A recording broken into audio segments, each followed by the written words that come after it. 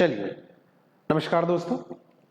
Start है आज का सेशन जिसमें हम प्रीवियस ईयर्स में आए हुए क्वेश्चंस को सॉल्व करेंगे।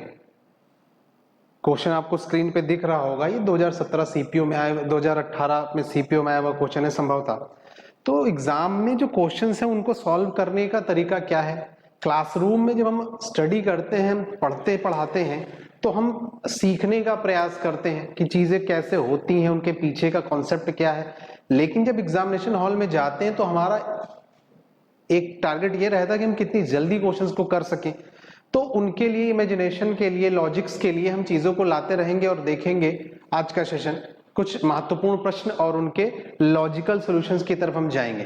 पहला क्वेश्चन जैसा आपको दिख रहा है ना, आप देखें पहला क्वेश्चन आपको दिख रहा होगा स्क्रीन पर, x बराबर r sine a cos b, y बराबर r sine a sine b, z बराबर r cos a, x square plus y square plus z square की वैल्यू पूछी है।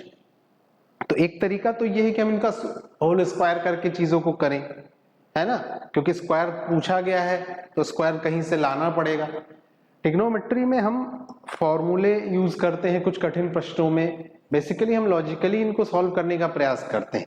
आइए देखते हैं तो हम क्या कर सकते हैं कि जल्दी से क्वेश्चन सॉल्व हो जाए, है ना।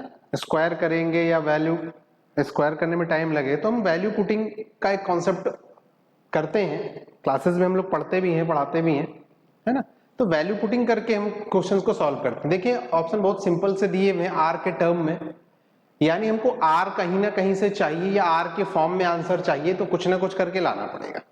तो सिंपल तरीका मैं बताता हूं। देखिए भाई, मैं ए और बी दोनों को 0 डिग्री ले लेता हूं।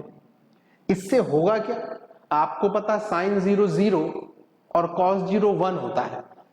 अगर आप साइन ए और कॉस बी देखें तो x बराबर यहां से दिया हुआ है r sign a cos B.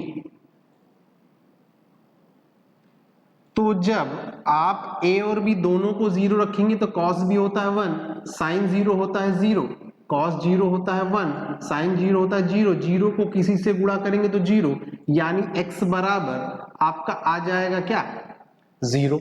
x बराबर क्या आ जाएगा, 0। इसी तरह से y बराबर दिया है r sine a sine b, r बराबर दिया है साइन ए साइन बी, तो साइन 0 0 होता है, 0 को किसी से गुणा करने पर 0 होता है, यानी y बराबर भी 0 आ जाएगा। अब बात करते हैं z की, तो z बराबर दिया है r cos a, r cos a, cos 0 की वैल्यू होती है 1, यानी z बराबर आ गया r के, z बराबर आ गया r के। अब आपसे पूछा गया है क्या, x square plus y square plus z square का। अब x बराबर है 0 तो 0 तो 0 हो गया, y बराबर है 0 0 हो गया, और z स्क्वायर बराबर क्या हो जाएगा, r स्क्वायर के, यानी आपका आंसर आ जाएगा r स्क्वायर के। अब अगर आपको ये चीज समझ में आई है तो ये जो मैं लिख रहा हूं लिखने की आवश्यकता ही नहीं थी। अगर आप ये चीज समझ रहे हैं कि ये cos a बराबर b बराबर 0 दिया है तो ये 0 हो जाएगा, ये 0 हो जाएगा, ये r हो जाएगा, तो z स्क्वायर बराबर r स्क्वायर डायरेक्ट आंसर आ जाएगा विद इन 5 to 10 सेकेंड्स। उम्मीद है आप समझ पाए होंगे। नेक्स्ट क्वेश्चन देखिए, ये नेक्स्ट क्वेश्चन है। सारे क्वेश्चन एग्जाम्स में आए हुए हैं किसी ना किसी, है ना, सारे क्वेश्चन किसी ना किसी एग्जाम में आए हुए हैं। उम्मीद है आपको समझ में आया होगा लॉजिक। समझिए चीजों को, अगर आपको समझ में आया कमेंट जरूर करिए, कमेंट जरूर करें समझ में आया है, कितना समझ में आया है ना, और शेयर करते रहें। लाइव मैं लाता रहूंगा सेशंस, है ना, यूट्यूब पे लाइव सेशंस हम लोग डिस्कस करेंगे। अगला क्वेश्चन देखिए, कह रहा है A square plus B square plus C square plus 1 upon A square plus 1 upon B square plus 1 upon C square बराबर 6। बहुत बार ये क्वेश्चन आ चुका है अलग अलग एग्जाम्स में, आपने लगभग सबने कर भी लिया होगा। कह रहा है A square plus B square plus C square ये बराबर 6 के है, तो सिंपल सा है ए बी और सी की वैल्यू आप क्या रख देंगे, 1। आप देखें अगर a बराबर c बराबर 1 आप रख देंगे तो 1 plus 1 plus 1 plus 1 plus 1 plus 1 6 हो जाएगा, सिंपली सेटिस्फाई हो रहा है। अब आपको बताना a square plus B square plus C square, a square plus B square plus C square की वैल्यू क्या आ जाएगी, 3 आपका आंसर हो जाएगा। देखते देखते 10 सेकंड के अंदर आपका क्वेश्चन सॉल्व हो जाएगा। उम्मीद है आप समझ गए। मैंने क्या किया, a बराबर b बराबर c देखा, तुरंत ही सेटिस्फाई हो रहा है। तो a square plus B square plus C square यानी 1 का स्क्वायर प्लस 1 का स्क्वायर प्लस 1 का स्क्वायर, 1 का स्क्वायर 1 ही होता है, यानी 1 प्लस 1 प्लस 1 दैट इज 3। समझ में आया? उम्मीद है आपको मजा आया होगा। नेक्स्ट क्वेश्चन देखें, बढ़िया क्वेश्चन है ये भी। इस क्वेश्चन को देखते हैं, ये अच्छा क्वेश्चन है, इसको सॉल्व करने का प्रयास करते हैं। कह रहा है एक वृत्त में 2 समांतर जीवाएं, देखिए भाई ये सर्किल है आपका, ये वृत्त है ना, इसका ये केंद्र हो गया। जीवा क्या होती है, किसी वृत्त की परिधि पर 2 बिंदुओं को मिलाने से जो रेखा बनती है उसे हम जीवा यानी कॉर्ड कहते हैं।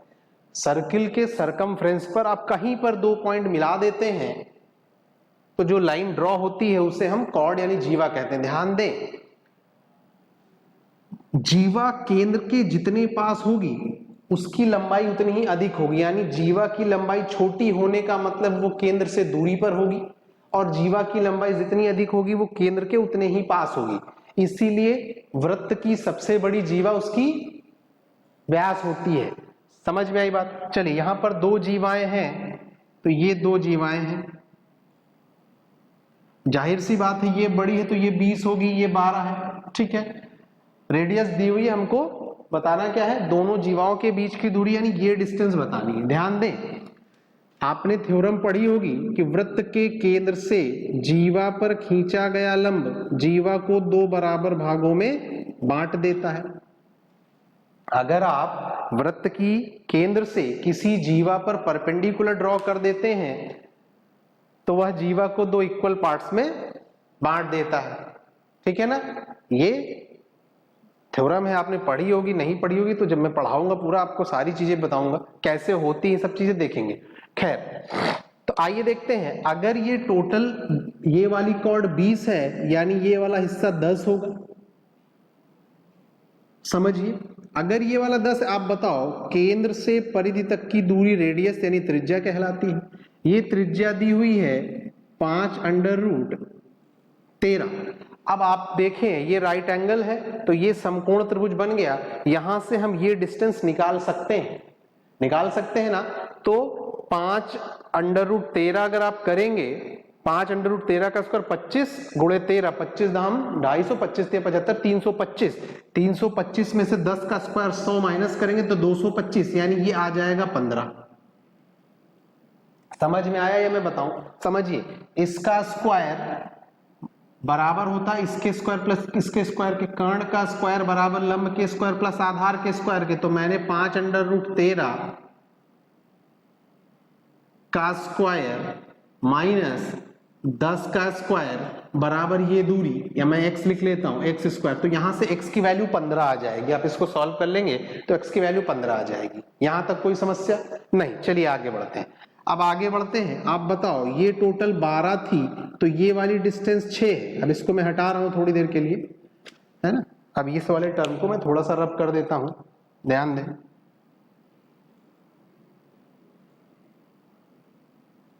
ध्यान दें, ये डिस्टेंस 6 है। अब अगर मैं ये दूरी मिला देता हूं तो ये भी रेडियस है भाई। केंद्र से परिधि तक की दूरी त्रिज्या है और एक वृत्त की सभी त्रिज्याएं बराबर होती। तो अब आप देखें, तो अब इसका स्क्वायर माइनस इसका स्क्वायर बराबर ये पूरा स्क्वायर। तो आप बताओ 325 माइनस 36 बराबर आ जाएगा 289 के, यानी ये वाली डिस्टेंस पूरी आ जाएगी 17 के। डी आ जाएगा कितना? 17 के। समझ में आया? पाइथागोरस से भाई अगर ये पूरी डी है परपेंडिकुलर तो इसका स्क्वायर बराबर होगा इसके स्क्वायर प्लस इसके स्क्वायर के। तो हम इसका स्क्वायर करेंगे तो 325, 6 का स्क्वायर करेंगे 36, 325 से 36 घटाएंगे तो आएगा 289। तो डी स्क्वायर बराबर अगर 2, मैं लिख ही देता हूं। वैसे ये सब हम सॉल्व करने का, जब सॉल्व करा रहे हैं तो ये सब लिखने की आवश्यकता नहीं। आपका मेंटली इतना स्ट्रांग होना चाहिए, कैलकुलेशन बहुत तेज होनी चाहिए। तो डी बराबर आ गया 17 के। अब आप बताइए, अगर d बराबर 17 है ये टोटल, उसमें से ये 15 है, तो दोनों जीवाओं के बीच की दूरी कितनी आ गई? 2। यही इसका आंसर है, ऑप्शन नंबर ए। समझ में आया? बहुत खूबसूरत क्वेश्चन है। अगला क्वेश्चन देखिए, उम्मीद है आपको समझ में आ रहा होगा। उम्मीद है आपको समझ में आया हो। अगला क्वेश्चन देखिए, कह रहा है 25,000 रुपए के 1/4 भाग को साधारण ब्याज की एक निश्चित दर पर और शेष भाग को पहले से 4% की दर पर निवेश किया गया। यदि 2 वर्ष का कुल ब्याज इतना है तो दूसरी दर आपको बतानी। आइए समझने का प्रयास करते हैं। समझिए, मान लीजिए पहली दर, अब करते क्या है, मान लीजिए पहली दर अगर x है तो दूसरी x+4 होगी, ठीक।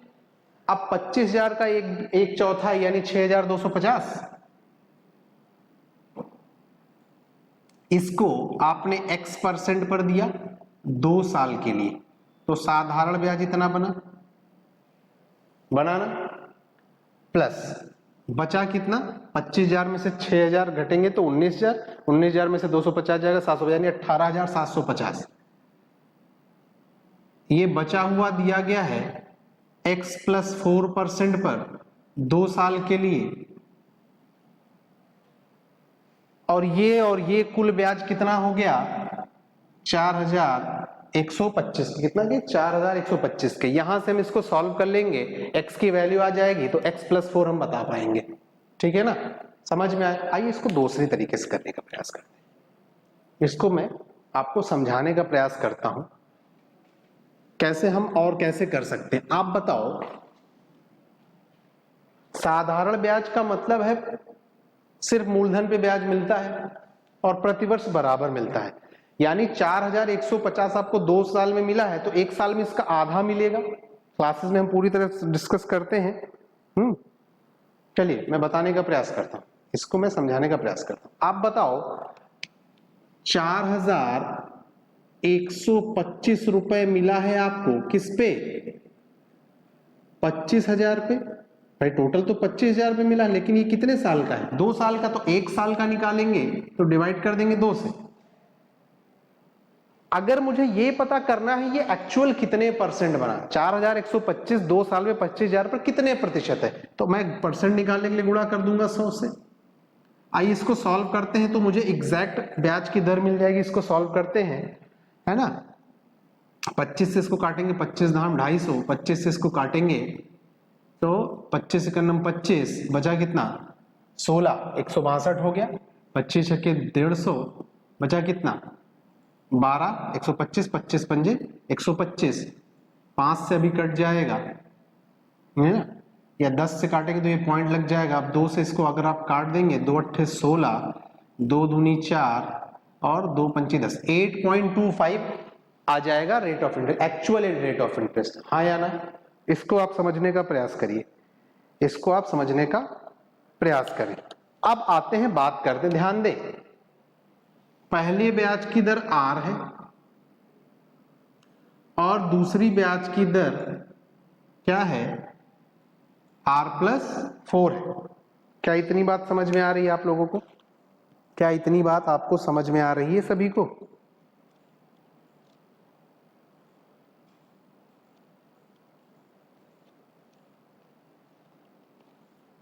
होपफुली इतनी बात समझ में आ रही होगी आपको।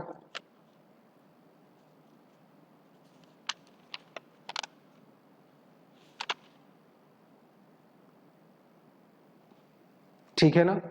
अब आप एक चीज देखें कि पहले वाला हिस्सा जो था वो 1/4 था टोटल का, यानी 4 में से 1, यानी ये वाला हिस्सा 3 होगा या नहीं होगा। और इन दोनों को मिलाकर के एक्चुअल रेट ऑफ इंटरेस्ट हमारी कितनी बनी है, 8.25। अब हमको मालूम है कि ये वाला टर्म 1 से कम और 1 से ज्यादा होता है, यानी ये वाला टर्म इससे ज्यादा है लेकिन इससे कम है। आप बताओ, यहां पर 8.25 है, यहां पर 1 आया है, तो इसमें से घटा के ये आया होगा, इसमें से ये घटा के अगर 1 आया है, यानी ये 9.25 रहा होगा। बोलिए हाँ या ना। और आप बताइए, इसका और इसका अंतर 3 आया है, यानी ये वाली वैल्यू इससे बड़ी, तो इसमें से ये घटा देंगे तो ये कितना आ जाएगा, कितना 5.25। आप देखिए R हो गया 5.25 और R+4 9.25, एकदम 4 का अंतर आ रहा है, यानी R+4 क्या हो जाएगा 9.25, आपका आंसर आ जाएगा। मजा आया? उम्मीद है अच्छा लगा होगा। उम्मीद है आपको अच्छा लगा होगा, बढ़िया चीज बताने का प्रयास किया है, ठीक है ना। फिर से बताऊं क्या, मैंने ये देखा कि पहली रेट ऑफ इंटरेस्ट आर थी जो 1/4 था, कुल का 1/4, 1/4 का मतलब 4 में से 1, तो पहले वाला हिस्सा 1 था तो बाकी 3 है। टोटल पे जो रेट ऑफ इंटरेस्ट है वो 8.25 बन के आई है, तो 8.25 यहां है, 1 और 3 है, तो आप बताओ या ये भाई R+4 R से ज्यादा होगा, यानी इसमें से ये घटा के 1 आया, यानी यहां 9.25 रहा होगा, और इसमें से इसका और इसका अंतर 3 आया, जबकि हमको मालूम है अगर ये बड़ा है तो ये वाला छोटा होगा इससे, तो 8.25 में से 3 डिफरेंस 5.25, देखिए 4 का अंतर आ रहा, नहीं दूसरे रेट ऑफ इंटरेस्ट 9.25 है। समझ में आया, ऐसे करते हैं, ऐसे करना है। हालांकि मैं ये नहीं कहता कि सर्वोत्तम तरीका है, लेकिन अच्छा तरीका है, मुझे जो थोड़ी बहुत समझ है उस हिसाब से मैं बताने का प्रयास कर रहा हूं एग्जाम में कैसे करना चाहिए। नेक्स्ट क्वेश्चन देखें, अगला क्वेश्चन तो बहुत ही आसान है, ये तो 10-12 से, ये सीपीयू 2018 या 19 में आया हुआ क्वेश्चन है, मैं सारे एग्जाम में आए हुए क्वेश्चन ही करा रहा हूं। एक धन ए बी सी में इतने अनुपात में बांटा गया है, यदि ए अपने हिस्से से 500 रुपए सी को देते तो ए बी सी का अनुपात इतना हो जाएगा, शुरू में बी और सी के हिस्से का योग क्या था। अब इसको अब रेशियो और ये वो सब लगाएंगे, 9x 6x 11x, फिर यही सब करते रहेंगे, इसमें टाइम लगा, बहुत आसान है, आप थोड़ा दिमाग लगाओ। क्वेश्चन कहा गया है शुरू में बी और सी के हिस्सों का योग क्या, आप बताओ अगर मैं आपसे कहता शुरू में बी और सी के हिस्सों के जो योग है उसका रेशियो कितना है, तो आप कहते 17, बी का 6 सी का 11, 17, यानी बी और सी का जो योग होगा वो 17 का मल्टीपल होगा। जो भी ऑप्शन आप देखें 17 का मल्टीपल होगा, वो आंसर है 17×5 = 85, ए सही है। और कोई कट रहा है 17 से, अगर और कोई कट रहा होगा तो फिर लगाना पड़ेगा, 17 से 78 नहीं कटता, 75 नहीं कटता, 91 नहीं कटता, ऑप्शन ए हो गया विदाउट पेन।